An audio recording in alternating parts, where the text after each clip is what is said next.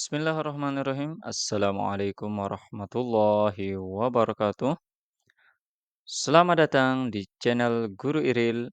Jangan lupa untuk subscribe untuk mendukung keberlanjutan dari channel ini.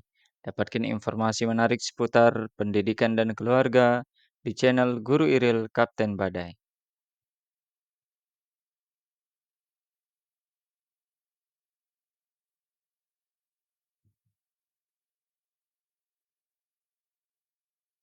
Baiklah teman-teman, kita kali ini akan membahas tentang materi transisi PAUD SD.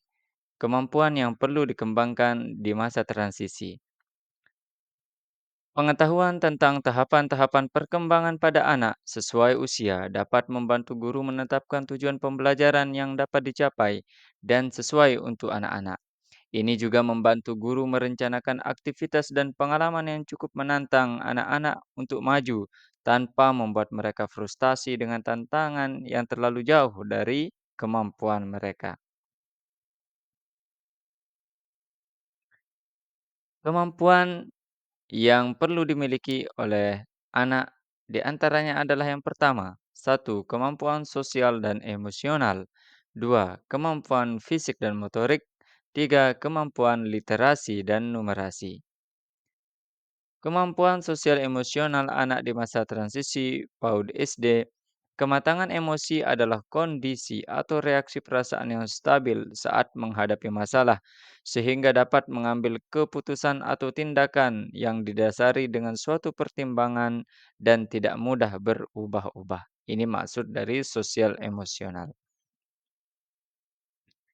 Aktivitas yang perlu untuk kita lakukan untuk menunjang kemampuan emosional anak pada fase transisi ini adalah yang pertama, libatkan anak dalam merancang kegiatan berbasis proyek. Dua, ajak anak bermain peran atau drama dengan tema yang telah disepakati. Tiga, diskusikan bersama anak kejadian di dalam kelas untuk menumbuhkan empati. Misalnya, apa yang harus dilakukan ketika ada temannya kehilangan mainan? Dan yang keempat, libatkan anak dalam kegiatan membaca buku cerita bergambar yang disukai dengan pilihan tema tentang kemandirian, kerjasama, komunikasi, dan empati. Sedangkan kegiatan yang bisa menjadi rekomendasi aktivitas kemampuan sosial, yang pertama, libatkan anak untuk berdiskusi tentang aturan dan kesepakatan sebelum memulai kegiatan tertentu di rumah dan di kelas. Libatkan anak pada kegiatan permainan dengan peraturan dalam kelompok kecil. Beri kesempatan pada setiap anak untuk memimpin sebuah kegiatan. Dan yang keempat, ajak anak mendiskusikan peristiwa dan perasaannya. Kemampuan fisik motorik anak di masa transisi PAUD. Tadi setelah kemampuan sosial emosinya, kita pindah ke kemampuan kedua yang perlu dimiliki oleh anak pada fase transisi PAUD SD ini adalah kemampuan fisik motorik anak. Contoh kegiatan fisik motorik anak yang berkaitan dengan kemampuan motorik halus anak. Yang pertama itu menulis, menggambar, melukis, memainkan alat musik, menggunakan komputer dan mouse, membuat kerajinan tangan, dan eksplorasi di luar kelas agar menemukan banyak ide dan bahan-bahan alam untuk berkreasi. Sedangkan kemampuan motorik kasar anak bisa kita lakukan dengan mengajak anak melakukan permainan lompat tali, permainan engklek, permainan halang rintang dengan banyak ragam gerakan, yoga, senam, dan tarian. Pada masa pandemik, kegiatan olahraga dapat dilakukan di rumah dengan dukungan orang tua.